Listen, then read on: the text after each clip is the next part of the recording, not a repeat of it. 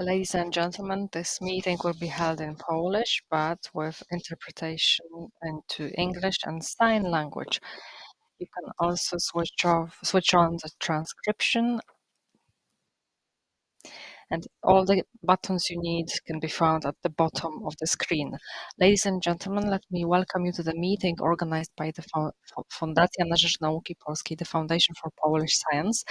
This meeting will be about the proof of concept program, which will be implemented under the program European Funds for a Modern Economy.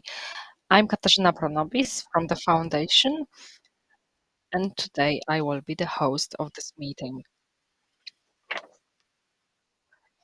Today, Michał Pietras from the foundation, director for programming, and Radosław Kwapiszewski, head of the team for the evaluation of projects, and Eva Janota, the head of the team for financing of projects, will be the speakers today who will tell you about the project. During the presentation, you can ask questions in chat. I do encourage you to do it, and we will address the questions about 11:40 after the presentations during the Q&A sessions. The meeting is scheduled to end about 12:15. So let's begin now with the presentations, and I will give the floor now to Michał Pietras. He will make an introduction. He will discuss what the foundation does and what the idea behind the proof of concept program is. Michał, the floor is yours. Good morning, ladies and gentlemen. We are so happy to see so many of you here today.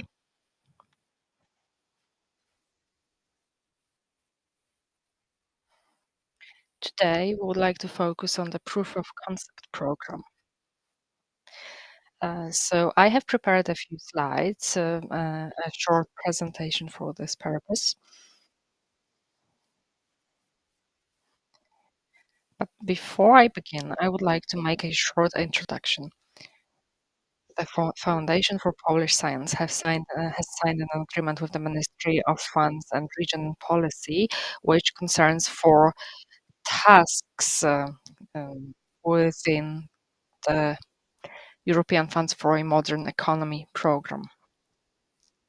These four activities, these four pillars, are proof of concept, team net, first team, and the international research agendas.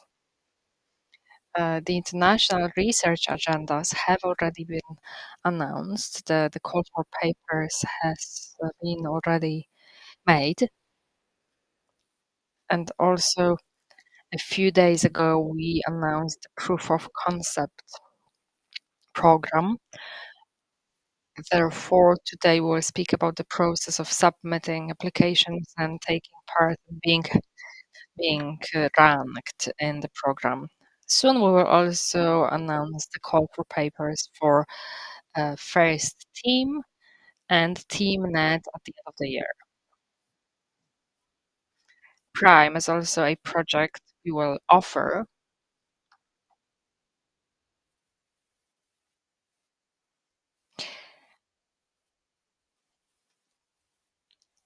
It's different than the proof of concept project because in this project, the foundation is a beneficiary and the rules of application will be different in Prime, but we will dedicate another meeting to this program.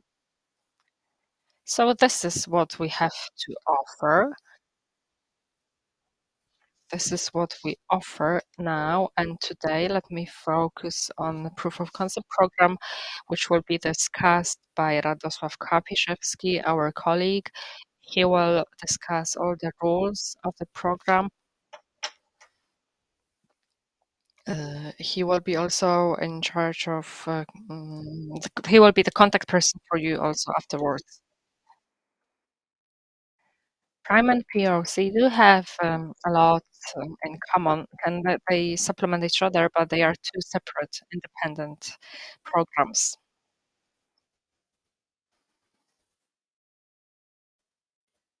Today we are discussing the proof of concept program, and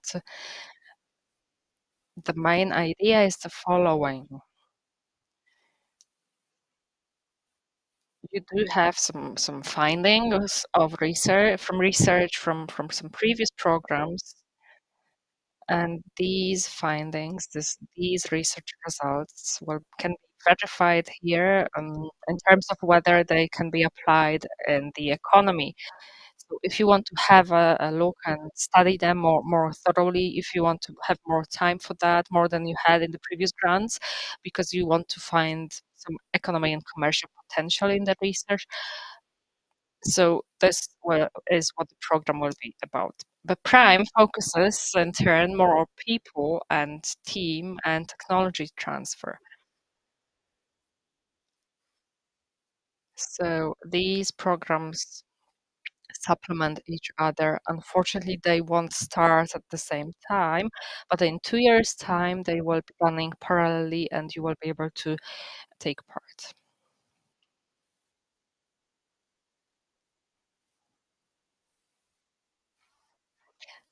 There is one horizontal rule apart from the application in the economy.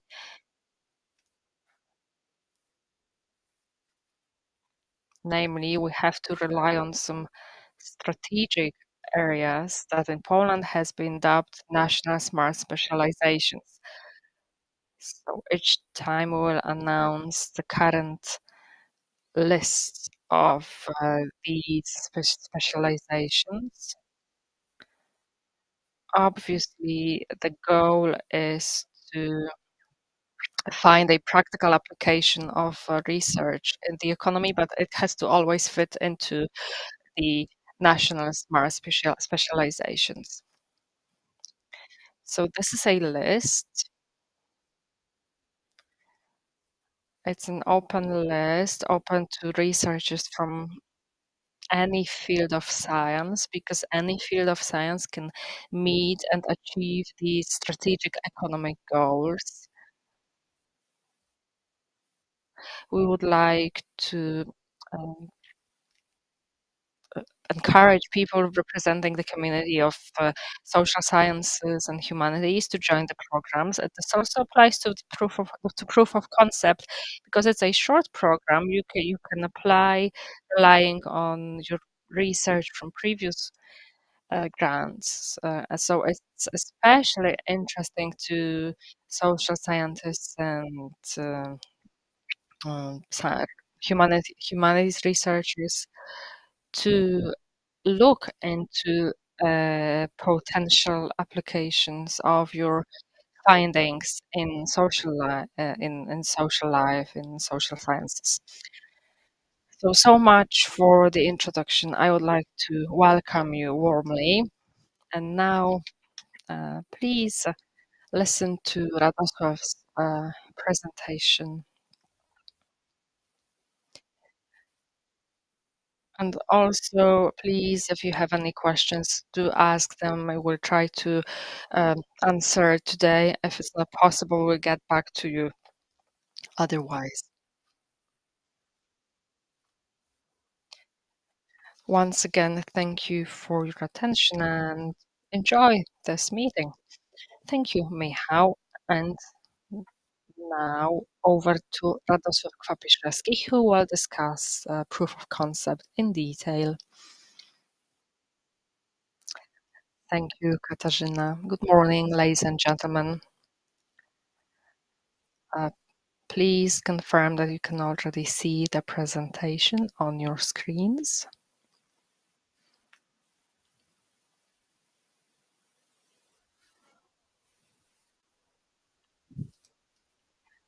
Okay, once again, good morning, welcome. I'm Radosław Kwapiszewski.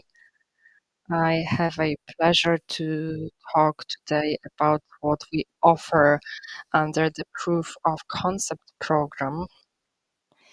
The foundation has already previously organized some meetings about its programs, but the difference today is now that the call for papers have already been announced. It was announced 5 days ago, and uh, please visit our website to consult all the documents, terms of reference, and formally the call for applications will start on the 3rd of August. Today, we will speak about some facts and things that have already been agreed upon with the managing institution and the European Commission. So I will discuss the effects of our works with you.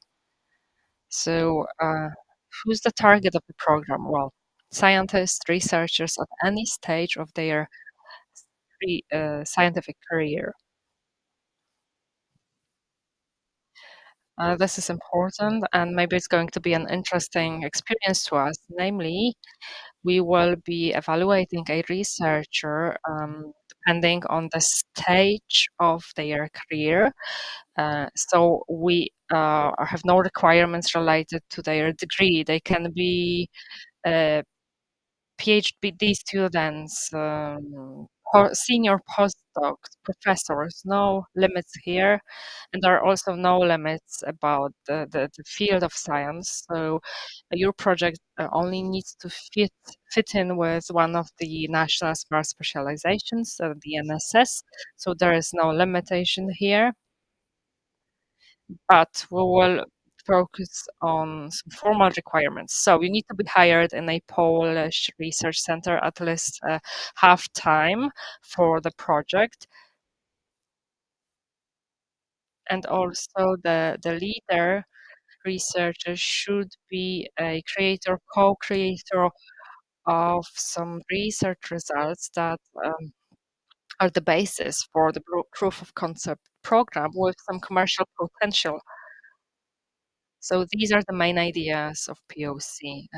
Having done R&D to verify, I mean to carry out research and development to verify a research hypothesis. We want to see a logical, verified research results with milestones, with measurable milestones. Also saying whether its feasibility or not impacts the future development of the project.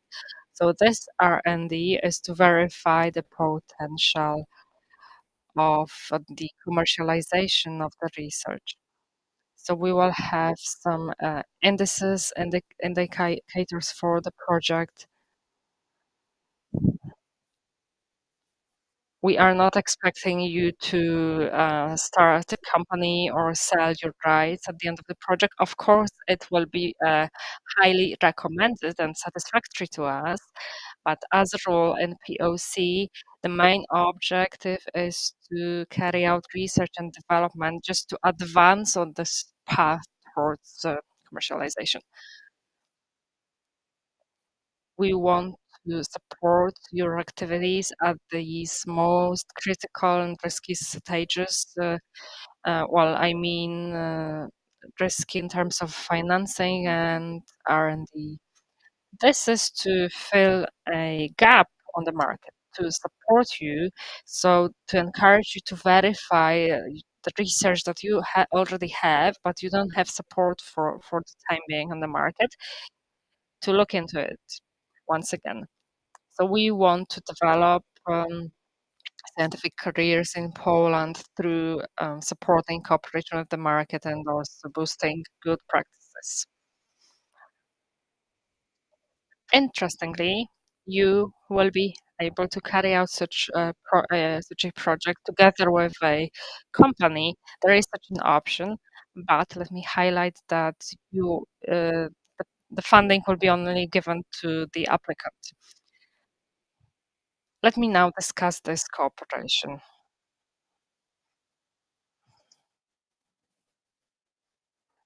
Because here you often ask questions about what we mean about effective cooperation with a company.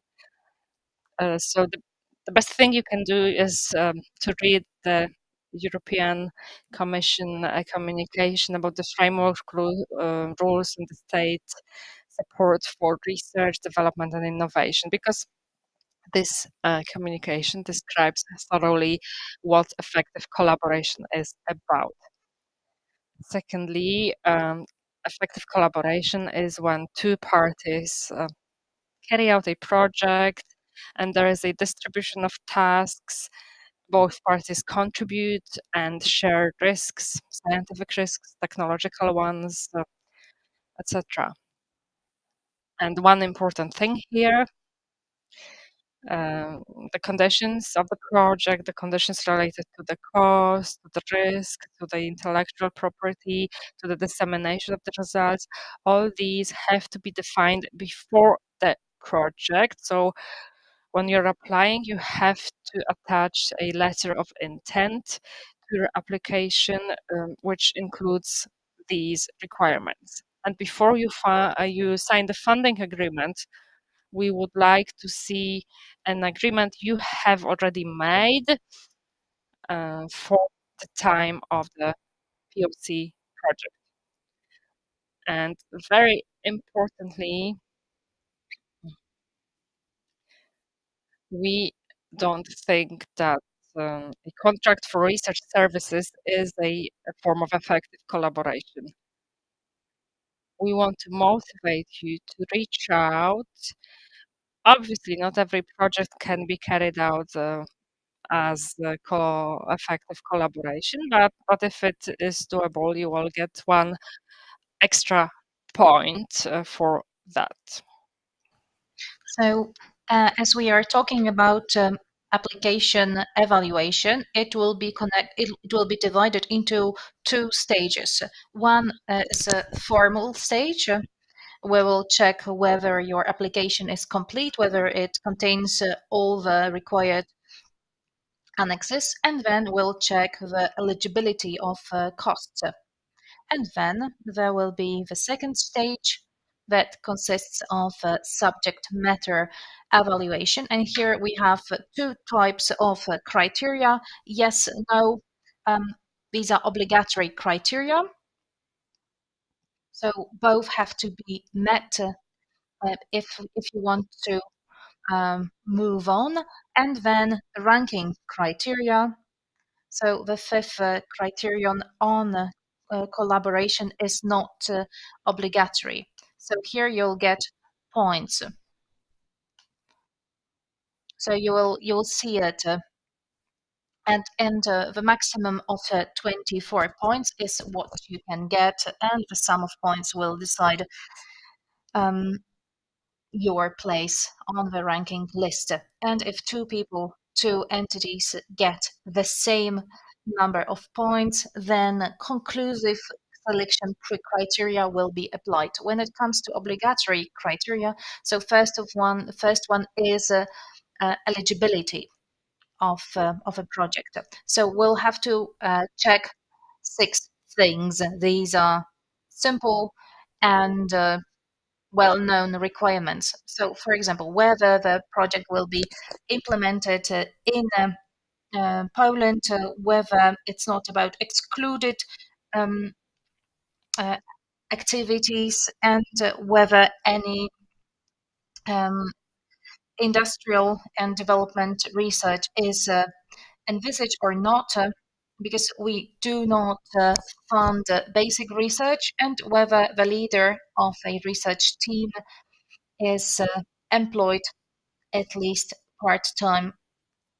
And then the leader of a project is the creator or co-creator of the research results that will be used in application. And of course, results that were mm, that were produced during own work that are not for commercialization will be also eligible. And then eligibility of the applying organization. This must be a research entity according to the definition. So that's an organization that um, that promotes knowledge disseminates knowledge on an ongoing basis. And then national smart specialization and reasonability of costs in the project with reference to the subject matter, and the subject matter has to be in line with the horizontal rules of the EU, such as non-discrimination, and um, the project has to be in line with the Charter of Fundamental Rights and with the principle of sustainable development. It also has to provide for the rights of people with disabilities. It may seem complicated, but everything is well described in our regulation. You also have a list of example indicators. So I believe that this manual is clear and easy to understand. And then having the rights to to commercialize um, data, to commercialize the research results. That's the most important requirement. So we would like the outcomes of the project to be market oriented, to be practical. But on the other hand, we want to take care of the researchers and creators so that at your institute you can forecast the next stages, what might happen during the audit, what might happen during conversations with entrepreneurs, so that you can really plan for the market implementation, so that there are no bottlenecks in the future. So you need to be aware of the fact who is the owner of the IP. So if there is some kind of IP or some other intellectual asset that is required for the proof of concept project, then we'll require um, a statement from the owner of rights that they agree to the use of research results in the project, and he or she agrees for for the use of the research for commercialization. So you, as applying authorities, need to identify the owners of IP rights. And there might be also other types of intellectual property use. For example, software, for example, databases, or maybe a commercial line of cells that is used by life science researchers. So sometimes in the market, you can see the situation where um, when certain IP is bought in the market. So take into consideration all kinds of licenses, whether these are commercial licenses. Are there any potential risks if you wanted to really commercially use this asset of intellectual property? And of course, if it's not applicable, you just need to mark it as not applicable. If you are the only creators of a project of given research results, then you don't have to fill it out. And then we have four coefficients, that of product, that of result, and that of implementation. I believe that you know those requirements from other grant schemes. So cooperating enterprises, companies, number of patents, this is quite clear. So here we are talking about patent applications that were tabled. And here you have to include both patent applications in Poland and abroad. And you need to describe how your application is planning to protect your intellectual property. And then you need to write about your strategy for commercialization, and then the ranking requirements. So, for example, The first one is effective cooperation. I previously described what this means. So let me focus on the three-third criteria. So let's imagine that you have the past, so your results, the present, and the future. So uh, you need to prove that your research results are new and original and that it will be used for the implementation of a project. Then the scope and subject matter of the project. So here you will have to describe the milestones and the influence of a given milestone on further implementation, then potential for the use of project results. For example, a description of demand for such a solution, then competitive advantage and direct target group.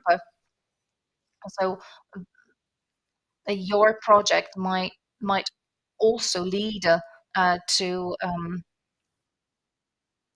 the verification um, of project results. If you have negative results, you also need to have a plan for dissemination of such knowledge, such results, because it might be useful for the others.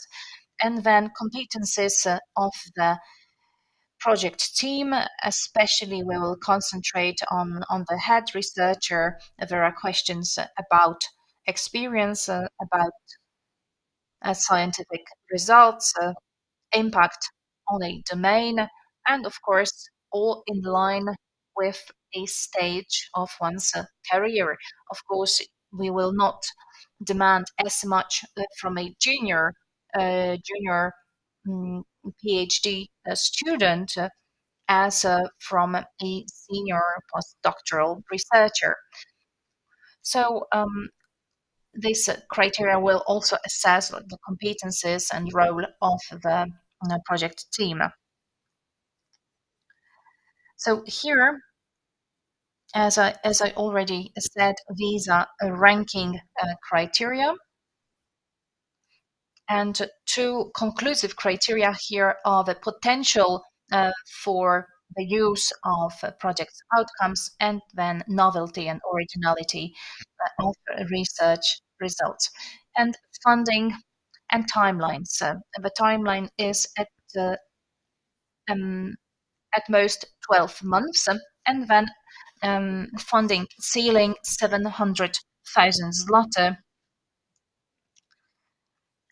You also have a breakdown of costs for personal cost plus a flat rate. A flat rate will be calculated at 40% of direct eligible personal costs, both for direct and indirect costs of human resources. So if we wanted to use 700,000 zloty, you could use 200,000 zloty for project costs and 500,000 for people's costs. And of course,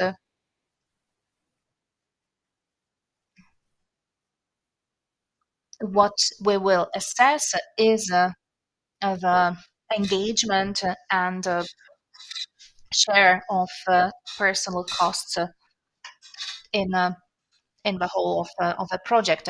So 700,000 is the maximum funding that you can get on this project.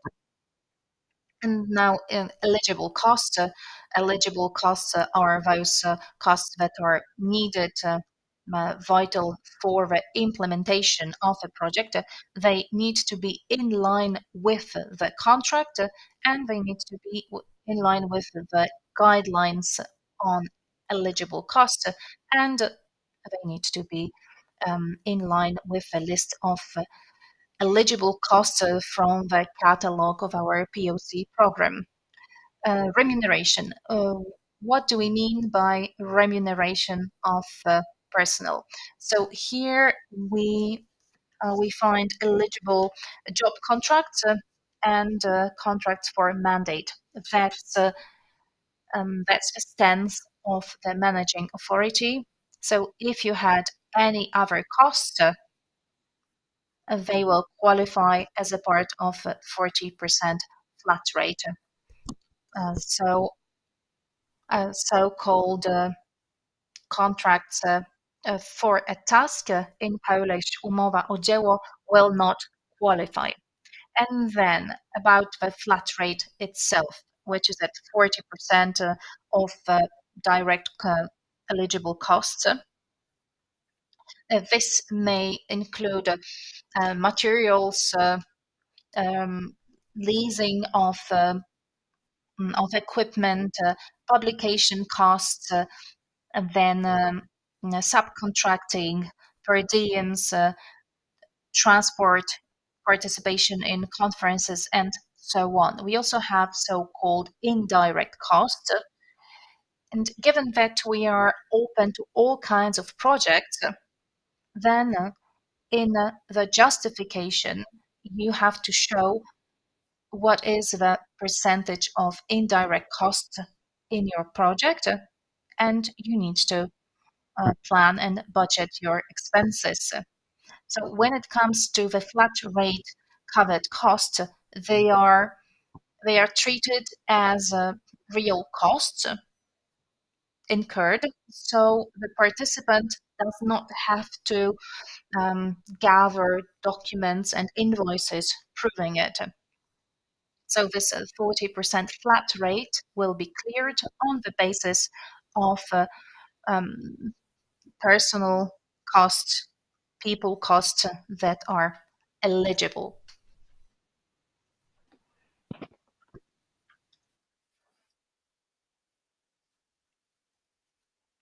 The whole allocation for POC between 2023 to 2029, now it's over 102 billion zlotys. We assume that all beneficiaries will apply for the maximum amount, the 700. We will be able to finance 146 projects. But of course, it depends on your requirements, on your budgets, because if you need less money, this number of projects will be much higher. So, as I've said, we have announced the call for papers on the 15th of June. All the documents and terms of reference are available on our website. We will be receiving the applications from the 3rd of August on until the 7th of September. This is a pilot edition, so we have allocated 13 million zlotys. So you can do the maths. We will be able to award at least 18 projects or more, depending on the budget. Importantly, there will be at least 7 call for papers or 8 or 9.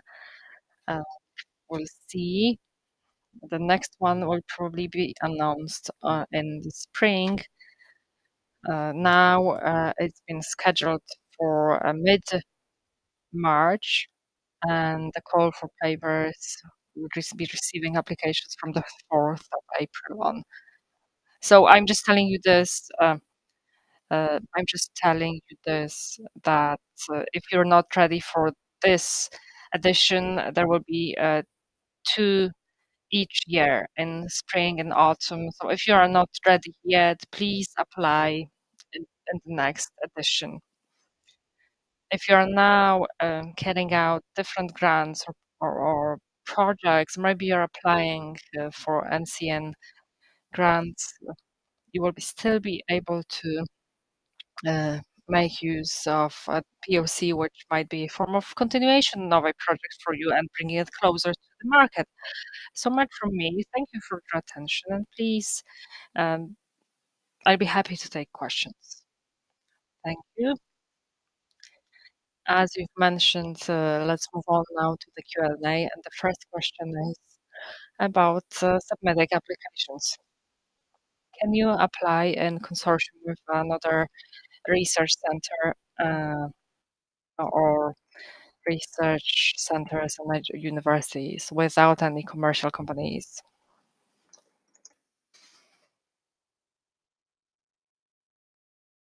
We have the applicant and the main creator of the results, the research results, who is also in charge of preparing the application. I'm sorry, now I get feedback in my earphones, so it's a technical glitch. I hope you can hear me now. I do.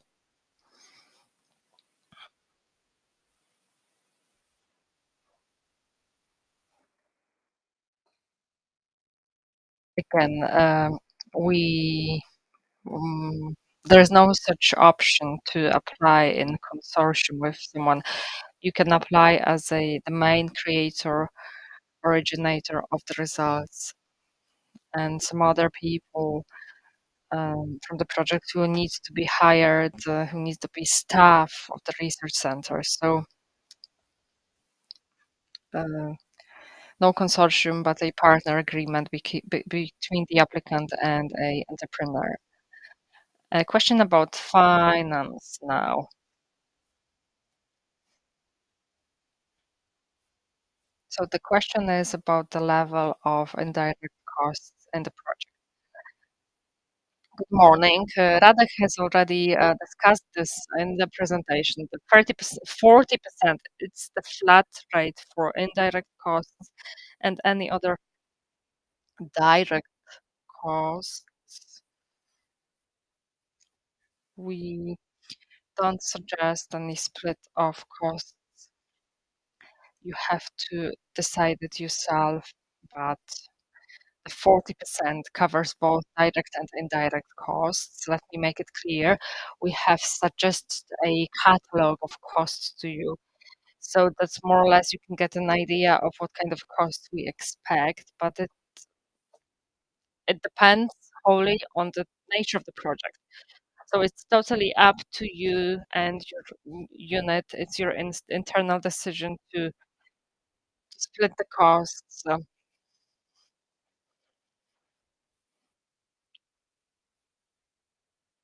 I know that some of you have already carried out projects, our projects, the 4.4 activity, so you know our rules very well. There have been no changes about the flat rate. Still, it's about only about eligible costs. This is not a bag where you can put anything in. Non-eligible costs will be incurred by you with your own. You will have to pay it for it with your own money. This will not be covered by these 40% direct um, personnel costs.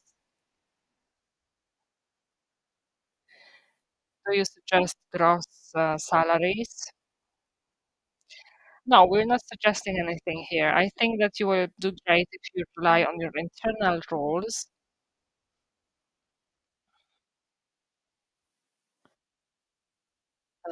From what I know, you'll certainly be able to provide satisfactory fees to scientists, researchers,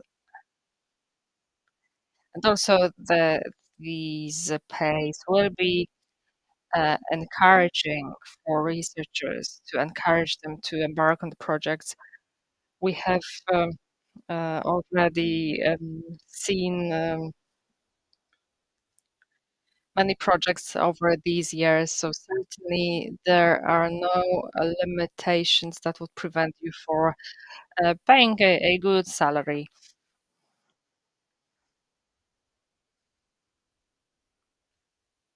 So we have decided that we won't suggest anything to you. You have to rely on your internal rules, which are, we think,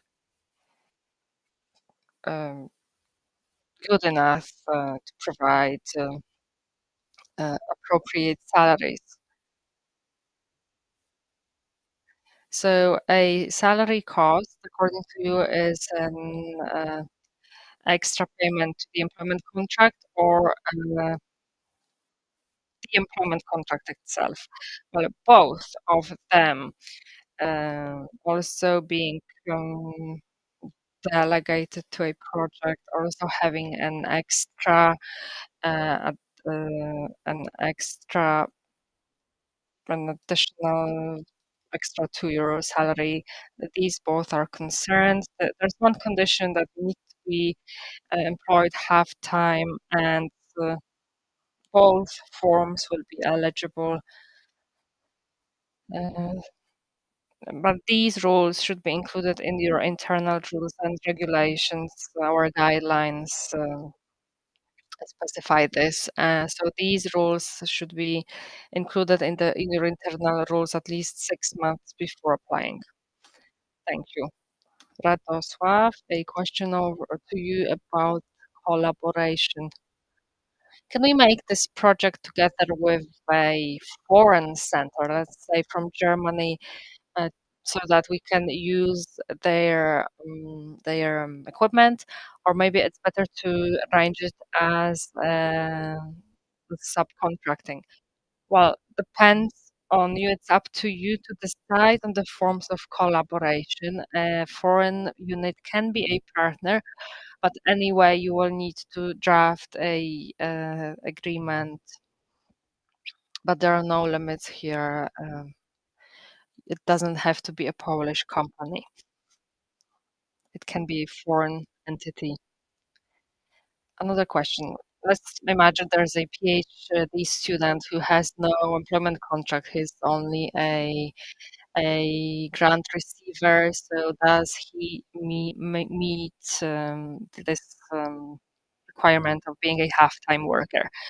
I, no, he doesn't mean the requirement. Our requirement is that the leading researcher should be employed half-time with an employment contract. And also getting back to the question about the consortium,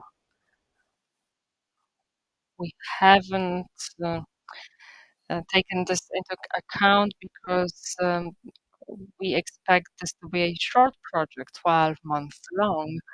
So if you want to do something in consortium with other research centers for a team net, this activity will be more suitable for you. Thank you. Another question to you, Radosław. Clarifying previous research results. Does it also concern subsidized research or only grants coming from national international competitions? No, we only expect you to specify where the research results come from, but we are open to the source of your work, but please make it clear in your application where the research result comes from. Thank you. Just let me check if there are any more questions. So there is one more question about the subject matter. May results that were produced in the framework of F&P First Team or TeamNet program be used? It will be assessed. No, this is whether the results were produced accidentally or they were the subject matter, the aim of the project. But I don't see any problem here, any inconvenience to use study results coming from other projects. And can other researchers from outside of Poland that are not remunerated be a part of a POC? Can you read it once again, please? So the question is on application, can co-author of POC come from other unit out of Poland? And if they are not remunerated, can they be mentioned in the application? So the head researcher, according to criteria, must be a creator or co-creator of research results. So somebody cannot carry out a program using research that they did not participate in creating. If research results were co-created in cooperation with somebody from the United States, for example, um, the the application can be eligible if the Polish researcher is employed by a Polish institution and gets a confirmation, an okay from the other co-author from abroad, then the project will be eligible. Thank you very much. And now a question to you, Eva. We got a question whether clearing of of a flat rate can be done without without documents, without invoice. So what are the details? So we do not verify the documents. You don't have to gather invoices to prove your costs.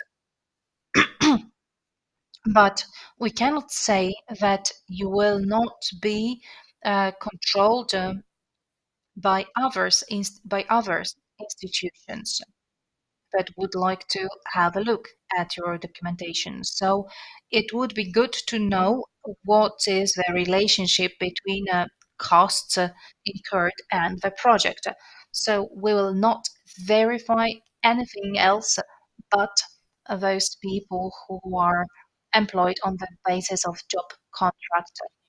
But here, nothing has changed since the last perspective.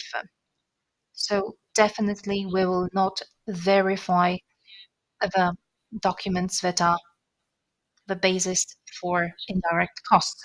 But I can't speak for other institutions that have the right to audit your documents and to audit your cost structure to check what happened within this 40% flat rate.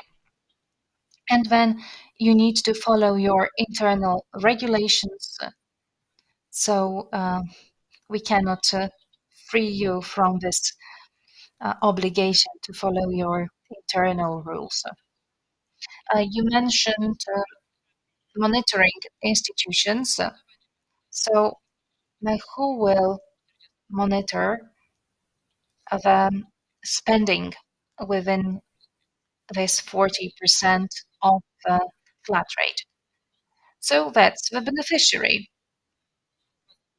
The beneficiary unit must provide for the implementation of the project using all kinds of costs, incurring all kinds of costs, not only people's costs.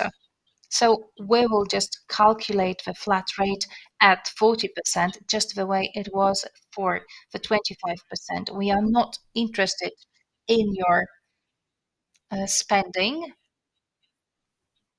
but other institutions can carry out different audits.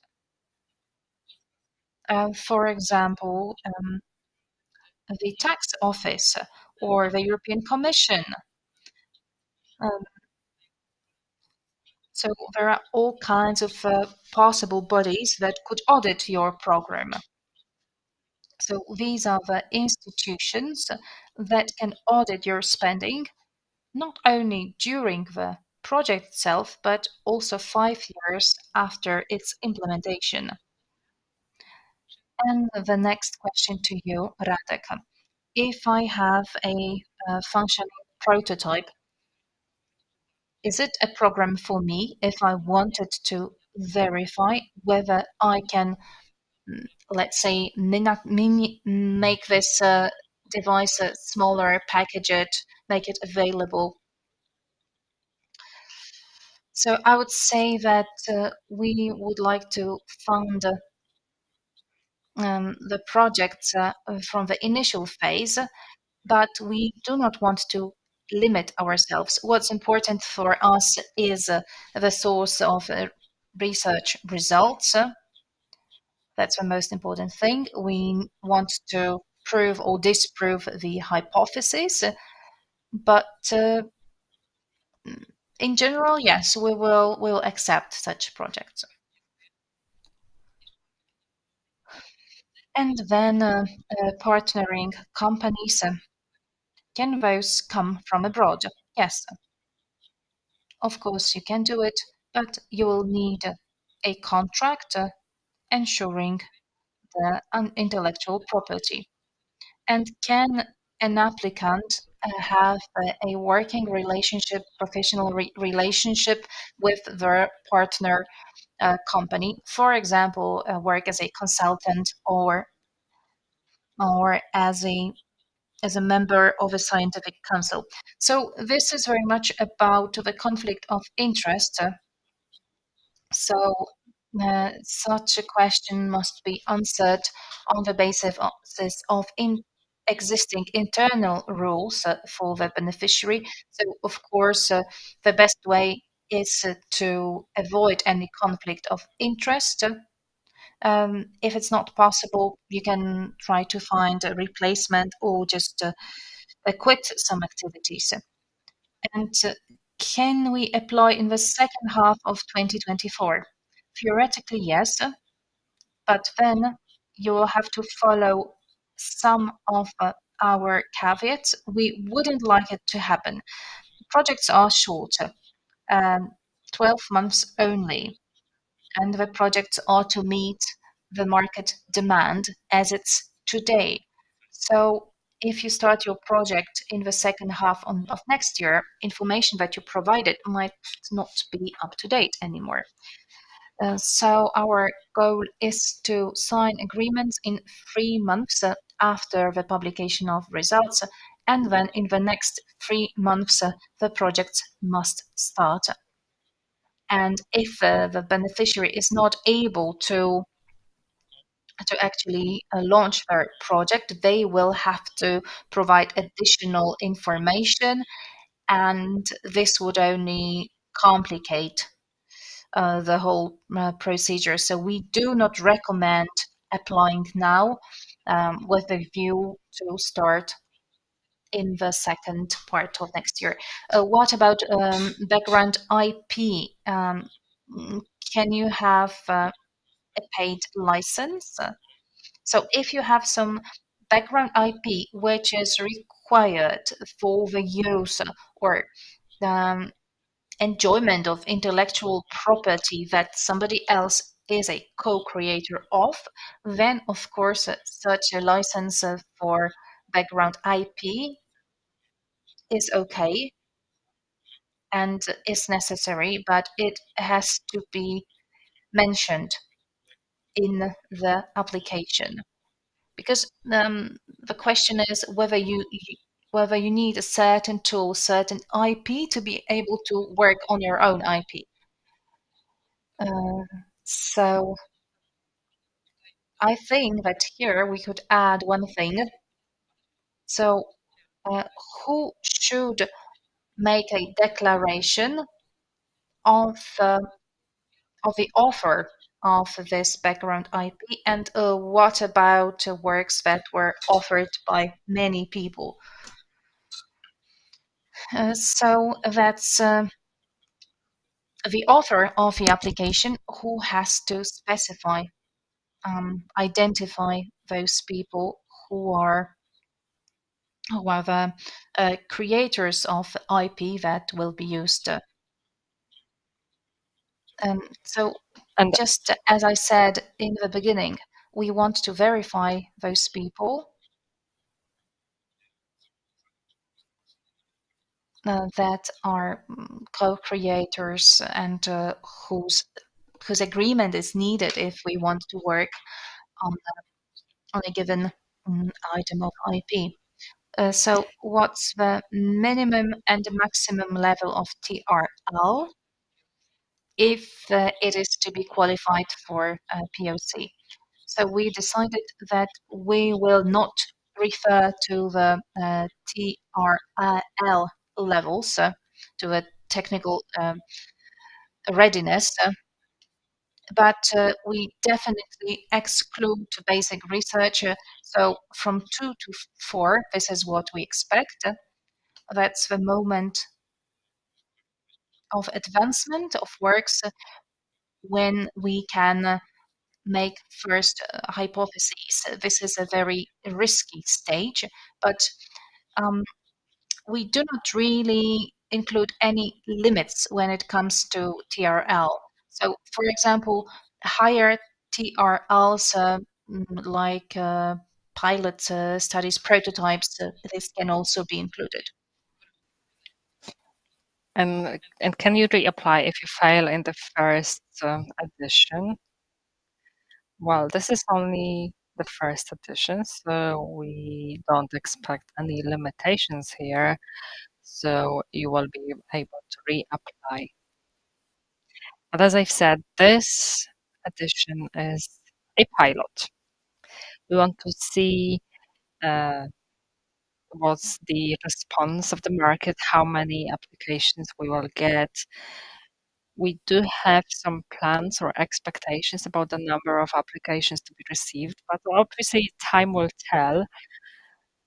We can also modify the terms of reference after the first edition.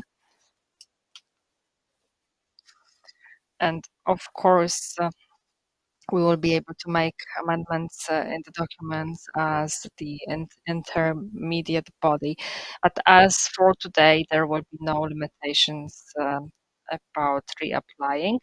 During the process, you also get information and feedback about your application and your score. In the process, you also have the possibility to amend or supplement your application. And there is also has been a question about the number of applications what a researcher can submit. We have no limitations for now, but in the future, uh, this will turn out to be necessary. We will make a restriction.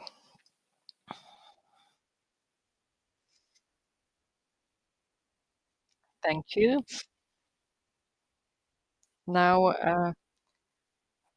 a question about the recommended starting date of the project.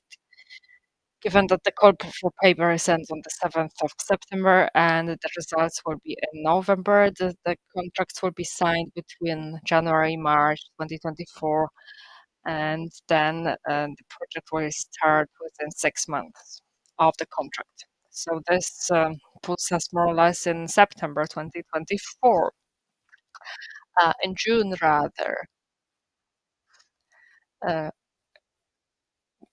we will take it will take 90 days to evaluate the process. Of course, it depends on the number of applications, but if the call for papers ends in September, and we will do whatever we can to evaluate and assess all the applications in 90 days. So on the 7th of December, we will announce the list of projects, and we'll have 3 months to sign the contract, and then 6 months to start the project.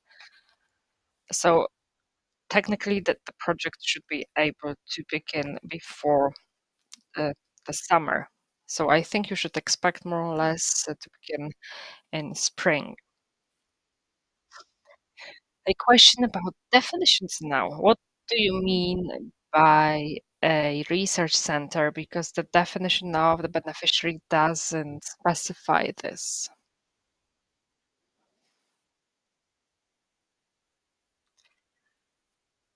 Of course, this is described in our document because research center is a entity defined in Article 7 of the on the Act of Law on Higher Education. It's a research center according to the regulation, GBER regulation. So, in other words, this is a university, a research center, and a technology transfer, energy, innovation intermediary. So whatever has been put in the guidelines, but importantly, the main object is to carry out research or experimental research and development, or disseminating the results through teaching, publications, or knowledge transfer.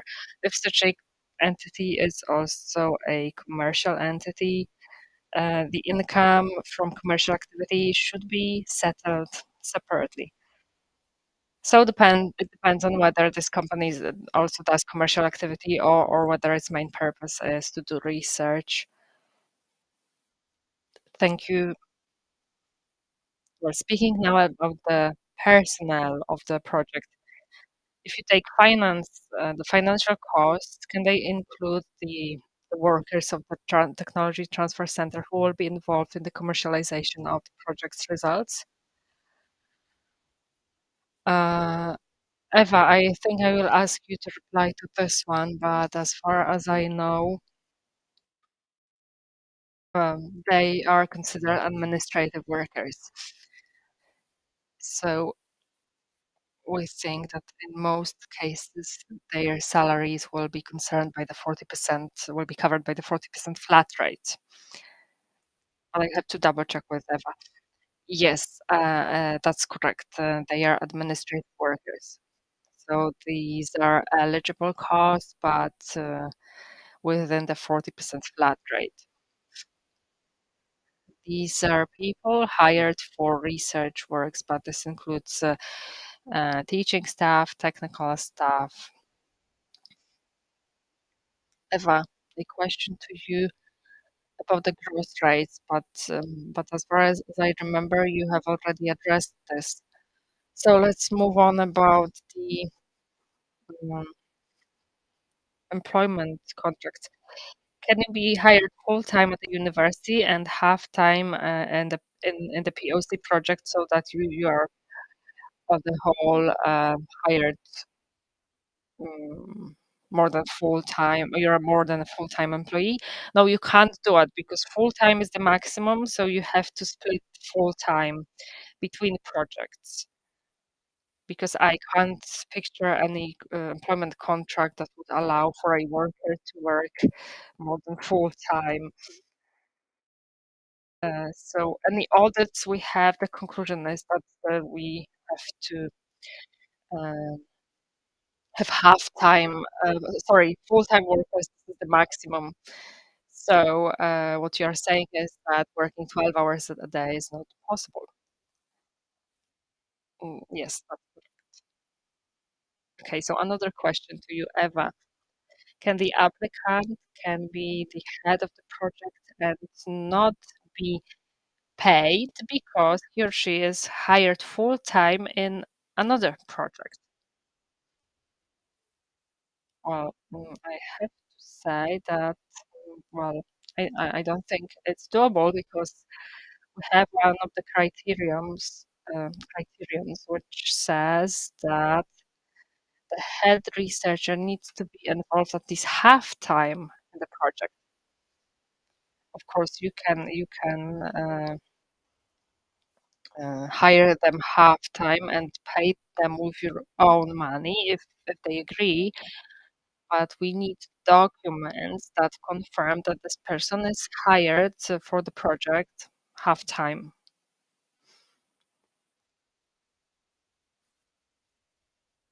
And then you simply pay them with your own money, with the own funds of the beneficiary, because I don't see how they would be paid from a different project. It's not possible for this person to work uh, in the same time, both for two different projects. Thank you.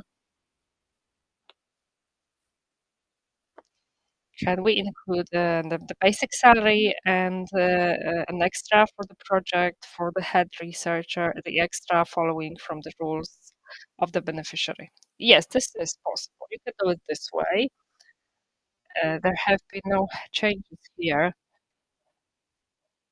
Um, Also, in this current perspective, you can finance the basic salary and the surplus, which follows from the fact that this person gets some additional responsibilities because of the project. Now, the form of employment. when should we pay the salary under an employment contract and when under a contract for a specific task or a mandate contract? Well, the latter, I think that these are people involved in the project perform work which can be included in the form of contract for a specific task. For instance, some laboratory research technicians, lab technicians, or some external works in greenhouses, in this kind of facilities. So this is who we engage under a contract for a specific task or a mandate contract. So uh, you need to decide um, how you're going to organize it and whether actually this can be covered by a mandate contract. Often it is the case that uh, um, a mandate contract uh, is actually a what we call in the Polish legislation the contract for a specific work. So please have a look at that. But it usually so far has concerned technicians or people or lab workers or some simple lab works that can be outsourced. An employment contract, this certainly concerns the head researcher. You're not going to be able to go around this, and the rest is up to you. There's one change in this perspective. Uh, the applicant's workers can be hired under a mandate contract so without limitations here. So, is it possible to employ somebody for a mandate contract from another unit? It's possible if it's well described within the scope of a project. You need to show that such a person is needed, what kind of task will be performed, for how long. So, if a mandate contract is reasonable, we don't see any barriers here, any inconveniences here. And let me just add one thing. This goes back to the first question about consortia. So if there are two people from two different units, you can do it this way, and in a way prove the reasonability of engagement of the other person from another institute, another entity. So if a person who applies at the moment of the application is not employed, can participate if employment is envisaged in the future for at least 12 months. So it's over to you, Radek. That's a topic that we were discussing with the managing authority, and the interpretation is as follows: a person who is supposed to be employed for the implementation of a project at least at 30% um, time, at least part time. So it's possible. Can an applicant be employed by by a company, for example, at a BNR role, and can they wrote an application together? Okay, an applicant. Okay, a research unit is the applicant, and the head researcher is a person who is employed at least part time at the institute. So if a person is only employed by a business entity, the requirements are not met. And and can you be employed at a company at the B&R department? And can you file an application? So I believe that the offer of this question means Okay, I can see this process of looking for solutions. So let's start with the definition. The applicant unit has to fulfill the definition of a research unit institute. So that's the first thing that will have to be assessed. But if a unit that the applicant comes from, because like research institute, it doesn't have to be the Łukasiewicz network. It doesn't have to be any kind of international organization, but it has to be an entity that fulfills the definition of a research institute.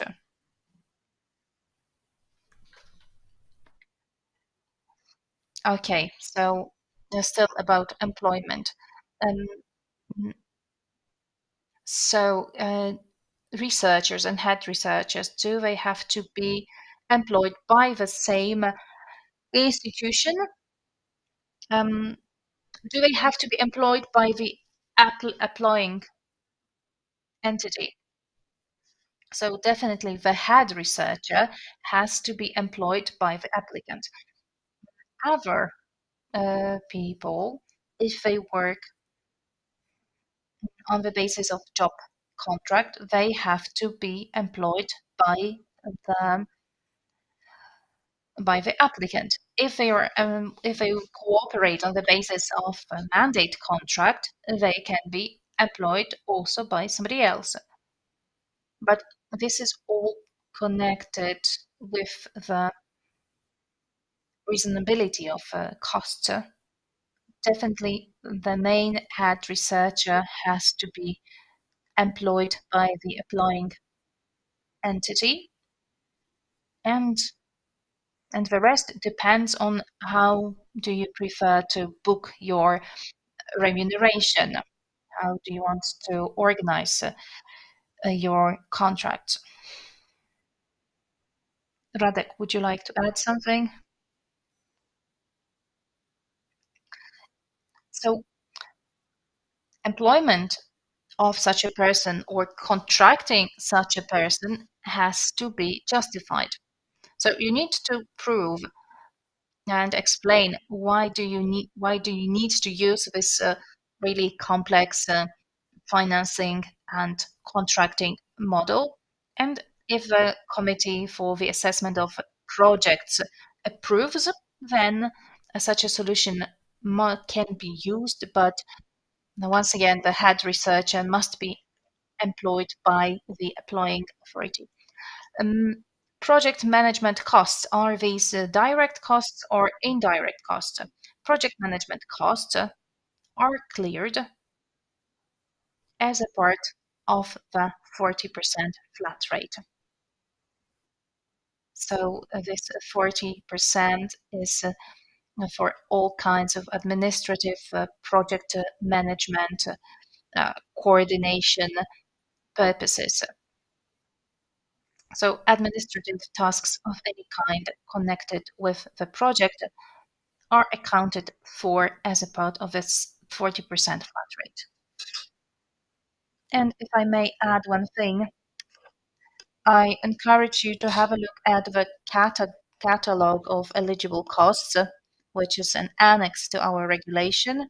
And on the first part, you can see that the costs of employment of the manager, head manager, etc., that is, people responsible for administering, monitoring, management,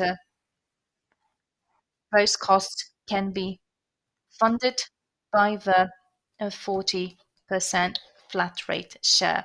And that's why we refer to the leader of the project and not to a manager of the project. And can you buy equipment or specialized tools in the framework of the program's funding? There are no limits. You have a budget, you have your 40% budget, and if it's reasonable, if you justify it in your project, Then, let's say, raw materials, equipment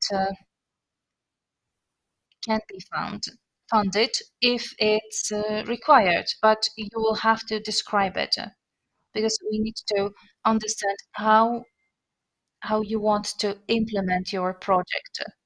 So it's up to you how you spend your budget of 40%, and the only requirement is for the spending to be um, required for the implementation of a project. So our guests are very much interested in the IP. What about uh, the basic IP? If it's divided, if it's offered by many institutes, by many offers, do you need agreement from all of them? Yes, you need to get official agreement of all of the offers.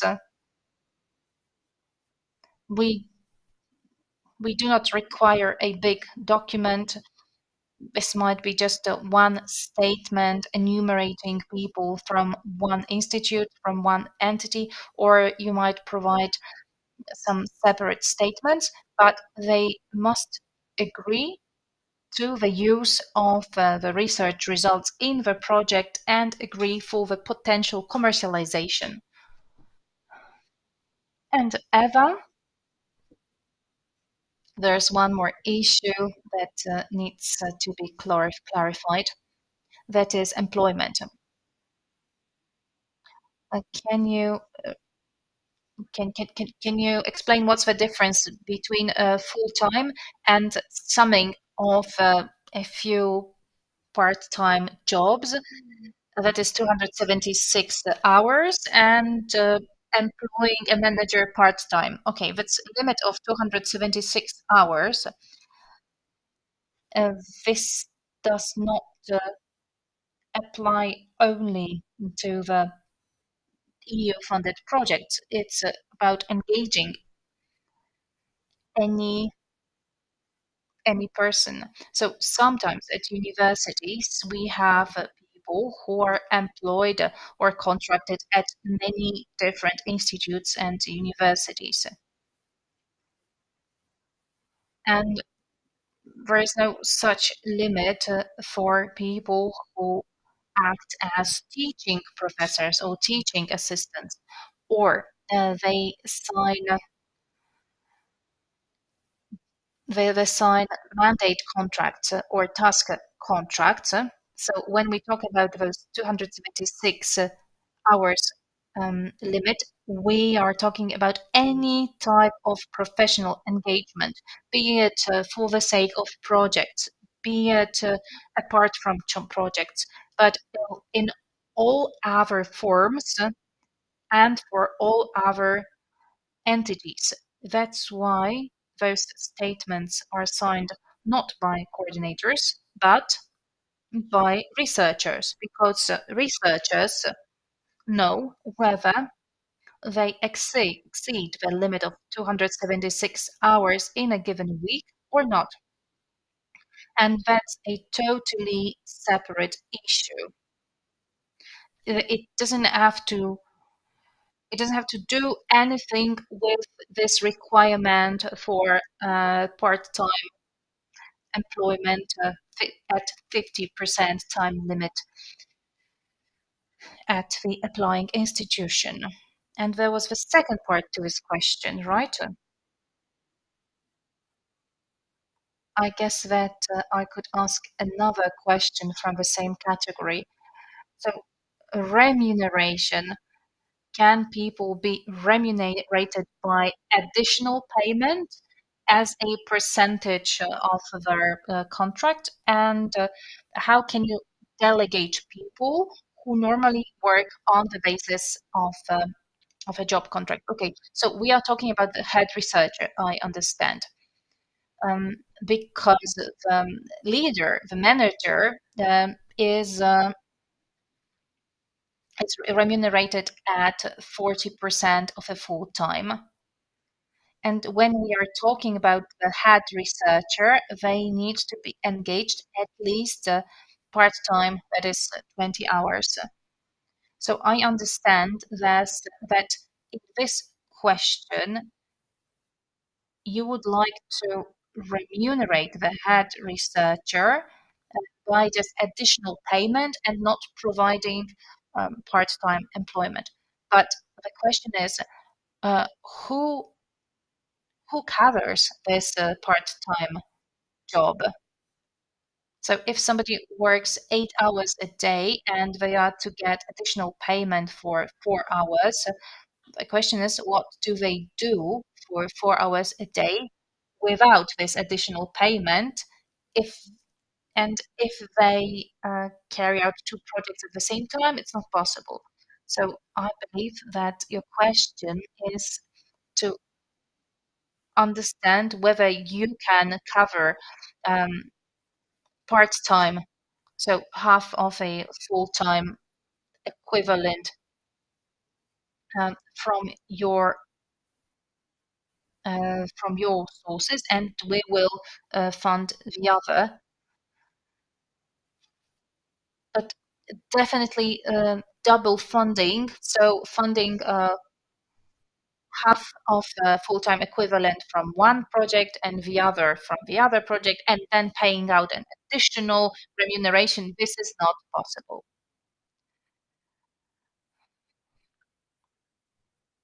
But you will have to explain everything in your employment documentation.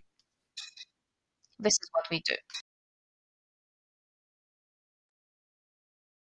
Well, we'll see the sources of funding. Thank you, Eva. Thank you, Radek. Thank you for answering all the questions. Let me also thank our audience for your questions and chat. If there are any questions we haven't addressed, or maybe there's something more you would like to ask us about, please contact the foundation representatives directly. Today's presentations will be sent to you via email. If you are interested in receiving a version in English, please let us know. And the recording from this meeting will be soon available on YouTube on the Foundation's profile. And the next meeting for applicants is scheduled for the 12th of September. It will be about the first team activity. And once again, please stay in touch and follow our website and follow us on the social media. You can see the QR codes now. You can also visit our website and you can find the links to YouTube, Twitter, and LinkedIn there. Once again, thank you and see you soon.